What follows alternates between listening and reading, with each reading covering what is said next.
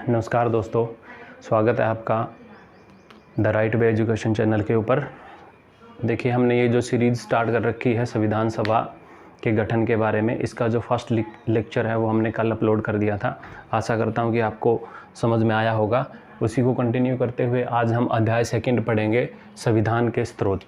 अब संविधान के स्रोत देखिए क्या हैं।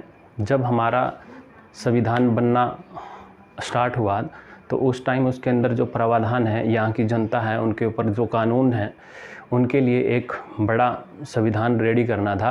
तो उसके लिए प्रावधान की रिक्वायरमेंट थी। तो उसमें दो तरह के प्रावधान हैं, उनको हम पढ़ेंगे आंतरिक और बाह्य प्रावधान के रूप में। आंतरिक प्रावधान ऐसे प्रावधान हैं जो हमारे हिंदुस्तान की जो पीछे से लॉ व्यवस्था चली आ रही थी, कानून व्यवस्था चली आ रही थी, उसी के अंदर से लिया जाना। और बाह्य का मतलब है जो दूसरे देश हैं उनकी जो न्याय और प्रक्रिया है, न्यायिक प्रक्रिया है, संसदीय प्रक्रिया है, उनको लेने की जो प्रोसेस है उसको बाह्य प्रावधान के रूप में हम जानते हैं। तो जो आंतरिक प्रावधान लिए गए वो ब्रिटिश सरकार जो है वो हिंदुस्तान के ऊपर लंबे समय से शासन कर रही थी।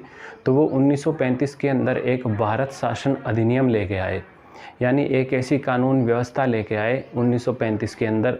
उस 1935 का जो शासन अधिनियम था, उन्हीं में से बहुत सारे आर्टिकल्स और बहुत सारे प्रावधान, बहुत सारे कानून जो हैं वो आज हमारे वर्तमान संविधान के अंदर वैसे के वैसे रखे गए हैं।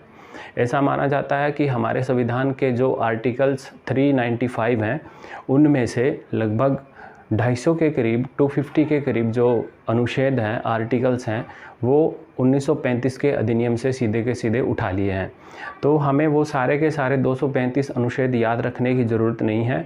उनके अंदर जो मेजर है 2-4, उनको हम याद कर लेते हैं, और फिर जो बाह्य हैं उन्हीं से ही अलग अलग कंपटीशन एग्ज़ाम के अंदर क्वेश्चन पूछे जाते हैं। तो देखिएगा, हम इसको आगे स्टार्ट करते हैं। भारत शासन अधिनियम 1935 ये आंतरिक स्रोत था हमारे संविधान का। तो इसके अंदर एक है न्यायपालिका। जो 1935 के अंदर न्यायपालिका की व्यवस्था ब्रिटिश कंपनी ने या ब्रिटिश सरकार ने की थी, वही न्यायपालिका हमने हमारे संविधान में ली और आज हम उसी के अनुरूप जो है चल रहे हैं। सेकंड पॉइंट है इसका केग। केग मतलब नियंत्रण महालेखा परीक्षा। ये हमारे संविधान के आर्टिकल 148 के अंदर मिलता है। ये प्रावधान भी हमने भारत शासन अधिनियम 1935 से लिया था।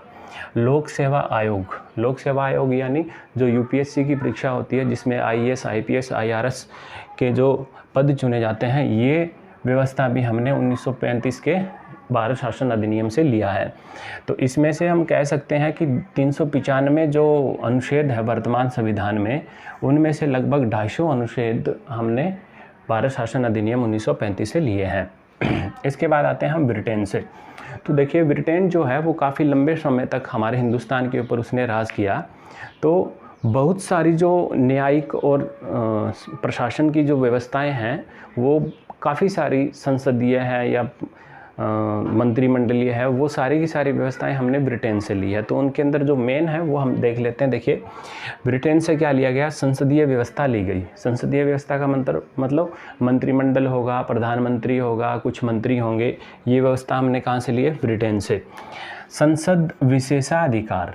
संसद को एक विशेष अधिकार है बिल बनाने का, कानून बनाने का, वो भी हमने कहाँ से लिया, ब्रिटेन से लिया। और वर्तमान में हमारा जो संविधान है उसके अनुच्छेद 105 के अंदर इसका वर्णन मिलता है। तीसरा पॉइंट है विधि का शासन, यानी शासन जो है वो एक विधि के अनुरूप ही हो। ये व्यवस्था भी हमने कहाँ से ली है, ब्रिटेन से ली है। फिर है एकल नागरिकता। अब नागरिकता के बारे में आपने पढ़ा होगा कि अमेरिका जो है उसके पास दोहरी नागरिकता है, लेकिन हिंदुस्तान के पास एकल नागरिकता है। और ये जो प्रावधान है हमने ब्रिटेन से लिया एकल नागरिकता का। मंत्रिमंडलीय व्यवस्था। मंत्रिमंडलीय व्यवस्था मतलब एक प्रधानमंत्री होगा, फिर बहुत सारे मंत्री होंगे, जैसे वित्त मंत्री है, पर्यटन मंत्री है, रेल मंत्री है, विदेश मंत्री है। ये जो व्यवस्था है ये भी हमने कहाँ से ली, ब्रिटेन से ली। तो एक बार जल्दी जल्दी रिवाइज कर लेते हैं। देखिए, संसदीय व्यवस्था कहाँ से, ब्रिटेन से। संसद को विशेषाधिकार कहाँ से, ब्रिटेन से। और आर्टिकल कितने के अंदर वर्णन है इसका, 105 में। विधि के अनुरूप शासन, ये भी हमने ब्रिटेन से। एकल नागरिकता, मंत्रिमंडलीय व्यवस्था। तो कौन कौन सी हुई, संसदीय व्यवस्था, संसद को विशेष अधिकार, विधि का शासन, एकल नागरिकता और मंत्रिमंडलीय व्यवस्था। ये हमने कहाँ से ली है? ब्रिटेन से लिया है इतना पार्ट। फिर आ जाते हैं हम थर्ड पॉइंट के ऊपर, जो है अमेरिका। अब अमेरिका से क्या लिया गया, देखिए अमेरिका से क्या लिया गया? अमेरिका से लिया गया मूल अधिकार, जिनको हम मौलिक अधिकार के रूप में मानते हैं, और जो हमारे संविधान के भाग 3 और आर्टिकल 12 से लेकर 35 तक इनका वर्णन मिलता है। ये हमने कहाँ से लिया? अमेरिका से लिया। न्यायिक पुनरावलोकन, न्यायिक पुनरावलोकन का मतलब होता है कि संसद द्वारा जो भी कानून बनाया जाता है, न्यायिक प्रक्रिया उसकी जांच कर सकती है, और इसका वर्णन हमारे संविधान के आर्टिकल 137 में मिलता है। कितने में मिलता है इसका? 137 में। संविधान की सर्वोच्चता, ये हमारा संविधान जो है वह हमारी निर्वाचित सदस्यों द्वारा बनाई गई एक प्रावधान की पुस्तक है, जो हमारे लिए सर्वोपरि है। ये भी हमने कहाँ से लिया है? अमेरिका से।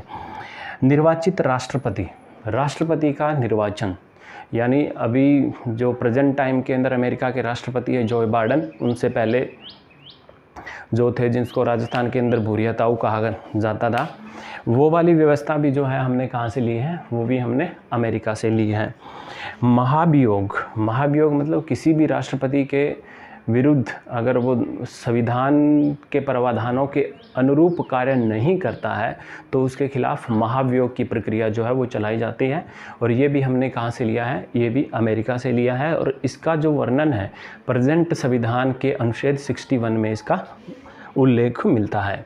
तो अमेरिका से क्या क्या लिया गया? मूल अधिकार लिए गए, न्यायिक पुनरावलोकन लिया गया, संविधान की सर्वोच्चता ली गई, निर्वाचित राष्ट्रपति और महाभियोग 61 आर्टिकल के अंदर। इसके बाद आते हैं हम कनाडा से। कनाडा जो है वो अमेरिका के जस्ट क्लोज है, ऊपर वाली साइड में लोकेट है, और बहुत सारे छात्र हैं जो वो कनाडा के अंदर पढ़ने के लिए जाते हैं। तो हमने ऐसा सुना होगा कि उसके अलग अलग प्रोविंसेस हैं, जैसे ओंटारियो है, ब्रिटिश कोलंबिया है, इस टाइप के अलग अलग, जैसे हमारे राज्य है ना, वैसे उनके अलग अलग प्रोविंसेस हैं, और प्रोविंसेस के अलग अलग कानून हैं। तो उन्हीं का जो केंद्र सरकार के साथ, कैनेडियन गवर्नमेंट के साथ उन प्रोविंसेस का किस तरह से बॉन्डिंग बना हुआ है, ऐसी बॉन्डिंग व्यवस्था जिसको संघात्मक विशेषता कहते हैं, वो हमने कहाँ से ली है? कनाडा से ली है। संघात्मक विशेषता का मतलब केंद्र और राज्य सरकार के बीच में किस तरह की बॉन्डिंग है, ये हमने कहाँ से ली? कनाडा से ली। शक्तियों का विभाजन, दूसरा है शक्तियों का विभाजन। शक्तियों का विभाजन मतलब केंद्र जो है वो कौन कौन सी शक्तियों का यूज करेगा, राज्य जो है वो कौन कौन सी शक्तियों का यूज करेगा, इन दोनों का बंटवारा जो है वो किस तरह से होगा, ये विशेषता भी जो है वो हमने कहाँ से ली है? कनाडा से ली है। अवशिष्ट शक्तियों का केंद्र के पास होना, यानी जब केंद्र सरकार और राज्य सरकार जब शक्तियों का बंटवारा कर लेती है और कुछ शक्तियां बच जाती हैं, वो सारा का उनके ऊपर पूरा का पूरा नियंत्रण जो है वो केंद्र सरकार का होता है। ये व्यवस्था भी हमने कहाँ से ली है? कनाडा से। तो कनाडा से हमने क्या लिया? संघात्मक विशेषता ली, केंद्र और राज्य के बीच में शक्ति जो है उनका विभाजन किस टाइप से होता है, ये भी हमने वहाँ से ली। अवशिष्ट शक्तियाँ जो है वो किसके पास रहेगी? केंद्र के पास रहेगी, ये भी हमने कहाँ से ली? कनाडा।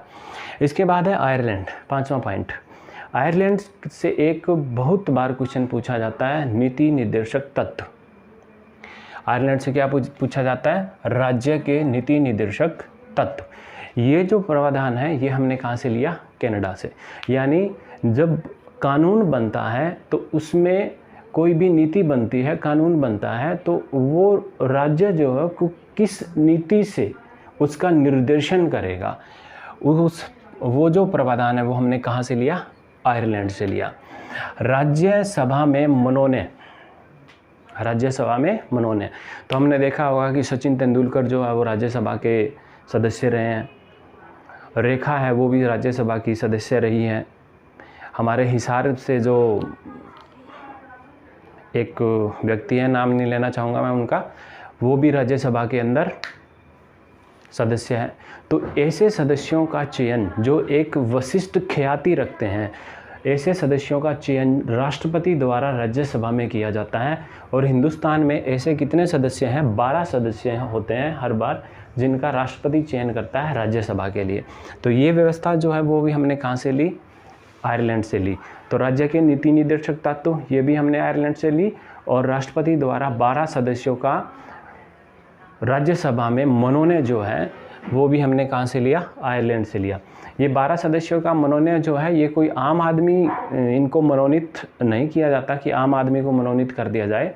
इसके अंदर जो ख्याति प्राप्त होते हैं अपने अपने फील्ड के अंदर, जैसे सचिन तेंदुलकर क्रिकेट के अंदर ख्याति प्राप्त है, रेखा है वो अभिनय के अंदर ख्याति प्राप्त थी, या दूसरे ऐसे कई सारे व्यक्ति हैं जो अपने अपने फील्ड के अंदर ख्याति प्राप्त होते हैं, उनको राज्यसभा के अंदर मनोनयन कर लिया जाता है राष्ट्रपति द्वारा। ये प्रावधान जो है ये भी हमने कहाँ से लिया है, आयरलैंड से लिया है।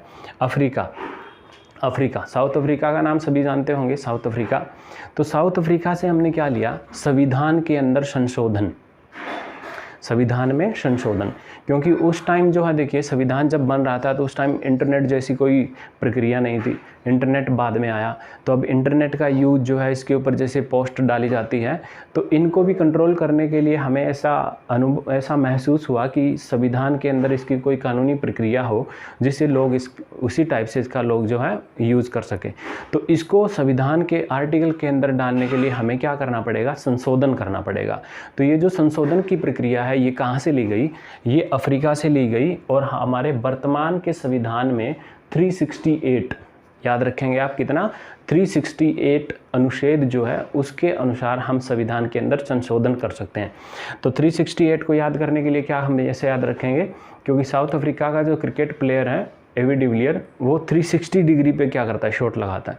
तो ऐसे ही हम 360 उसमें 8 प्लस कर देंगे, 368 जो है वो अनुच्छेद के अंदर संविधान संशोधन का वर्णन किया गया है। इसके बाद है फ्रांस, समानता, स्वतंत्रता और बंधुत्व, ये 3 नारे, समानता, स्वतंत्रता और बंधुत्व। समानता, स्वतंत्रता और बंधुत्व ये कहाँ से लिए गए, ये फ्रांस से लिए गए। कहाँ से, फ्रांस से। और एक और वर्ड गणतंत्र, गणतंत्र का मतलब होता है कि आगे जब हिंदुस्तान आएगा 1947 के बाद, जब उसके ऊपर संविधान पूरी तरह से लागू हो जाएगा, तो उस टाइम कोई भी पद जो होगा हिंदुस्तान में वो वंश के अनुकूल नहीं होगा। यानी किसी का दादा अगर मान लो कि प्रधानमंत्री है तो उसका ऐसा नहीं है बेटा प्रधानमंत्री हो, पोता प्रधानमंत्री हो, ऐसे इस तरह की प्रक्रिया जो है वो नहीं चलेगी। जो भी चुनाव होगा वो किसके द्वारा होगा, गण यानी जनता के द्वारा बनाया जाएगा, ठीक है ना। इसीलिए हम देखते हैं कि भारत के अंदर अलग अलग फील्ड से जो प्रधानमंत्री आए हैं तो उनकी जो पृष्ठभूमि थी वो कईयों की बहुत ज़्यादा गरीब थी और कई अलग अलग फील्ड से वो बिलोंग करते थे। तो ये ऐसे ही अनुकूल हो पाया किसके द्वारा, गणतंत्र के द्वारा। ये वर्ड हमने कहाँ से लिए हैं, फ्रांस से। इसके बाद है ऑस्ट्रेलिया। तो ऑस्ट्रेलिया से देखिए क्या है, ऑस्ट्रेलिया से ली गई, अब अनुच्छेद के अंदर सूचियों का वर्णन है। हमें पता है कि अनुच्छेद के अंदर कितनी अनुसूचियाँ हैं, 8 अनुसूचियाँ पहले थी, 4 बाद में ऐड की गई। तो उसके अंदर है राज्य सूची, केंद्र सूची। ये तो भारत शासन अधिनियम 1935 से चली आ रही थी। केंद्र सूची और संघ सूची बोलते हैं जिसको, संघ सूची और राज्य सूची भारत शासन अधिनियम 1935 से ही चली आ रही थी। लेकिन संवर्ती सूची जो है वो हमने कहाँ से ली, ऑस्ट्रेलिया से ली। यानी कुछ ऐसी कार्यों की सूची जो केंद्र और राज्य बंटवारे के बाद में बच गई और उनके ऊपर केंद्र और राज्य दोनों का अधिकार है, उनको संवर्ती सूची बोलते हैं। ये हमने कहाँ से लिया था, ये ऑस्ट्रेलिया से लिया था। फिर इसके 2 सह वाले वर्ड है, देखिए संवर्ती सूची और संयुक्त अधिवेशन। संयुक्त अधिवेशन का हमारे अनुच्छेद, हमारे संविधान के अनुच्छेद 108 के अंदर इसका वर्णन मिलता है। इसका मतलब क्या होता है, देखिए जब लोकसभा और राज्यसभा जो है वो किसी कानून को बनाने के लिए सहमत नहीं होते तो राष्ट्रपति द्वारा संयुक्त अधिवेशन बुला लिया जाता है। राष्ट्रपति द्वारा संयुक्त यानी राज्यसभा का और लोकसभा का एक संयुक्त अधिवेशन बुला लिया जाता है। और इस अधिवेशन का जो अध्यक्ष होता है वो लोकसभा का सभापति करता है। कौन करता है, लोकसभा का अध्यक्ष जो है वो इसकी अध्यक्षता करता है।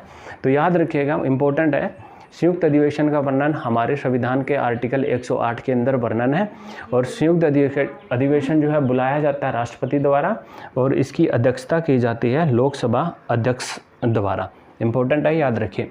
इसके बाद में आ जाते हैं हम लास्ट बढ़ते बढ़ते 9 जर्मनी की तरफ। जर्मनी की तरफ आ जाते हैं, जर्मनी की तरफ। तो आगे है जर्मनी। तो जर्मनी का नाम जब आता है तो जर्मनी में क्या आता है? जर्मनी में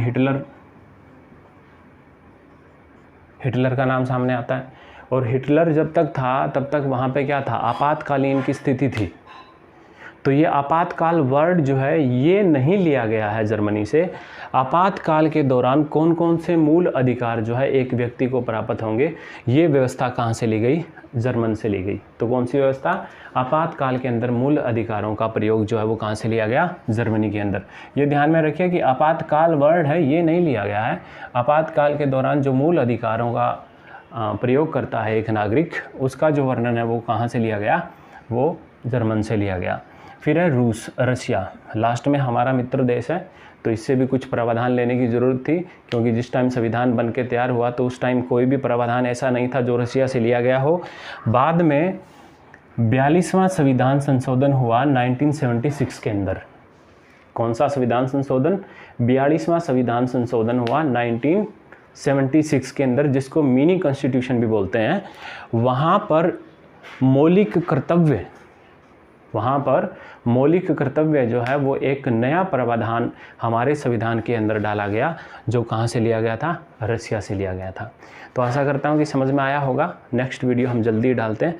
इनको याद रखना बहुत ज़रूरी है। अब पता तो सभी को है, लेकिन कौन सा कहाँ से लिया गया ये बहुत बार अलग अलग कंपटीशन एग्जाम्स के अंदर पूछे गए हैं।